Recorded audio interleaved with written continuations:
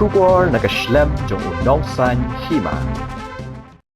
Ka Nongkseh Sports Social and Cultural Club kala Pynjem Khnap Ïakynduh nilai barim ha ka I-League ka Neroca FC ka bana Manipur da Saugo Lanot bat kala yo ajaka banrung shaka semi-final ha ka 11th All India Chief Ministers Gold Cup International Football Tournament ha ka Ïakynduh trik ukla lingkot arajar apun riu ha jorethang Sikkim.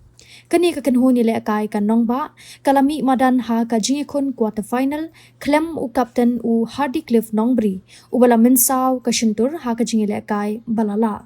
Hindray ha padeng kani ka jing bomdon lang jong nongilam penban ka Nongkseh kalala banilai bha nadu ka basdang. Kani kala du jong ka SSA Champions Cup araja apusan kala yo ban penki jar ningkong lingba u ban pen crownam nongklaw u bala yo ban thep ha ka jingshut ya ka kona.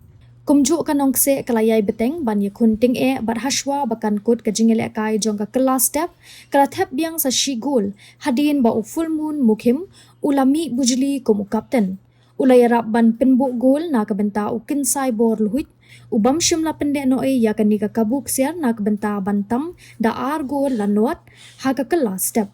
Hadian bala beteng ya ka jing kun jong ka kalamit ka Nongkseh kala yo ban thep gol biang na ka daw ka jing bakla u rang up gol ka Neroca u bala kum pashat ya ka bol sha u batskem thank you.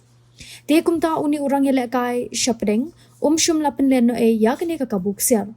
Haswa ba katay ka kanhun hapo ka jingilam uba Richard Nengnong kum u coach kala thep biang ya ka gol ka basaw lingba u Sheen Stevenson soktung hadin ka jingirap penbu gol da u Chanmitri Thma. Lingba kani ka jingla banile bha u soktung ulayo ban pediang yakanam Man of the Match Award.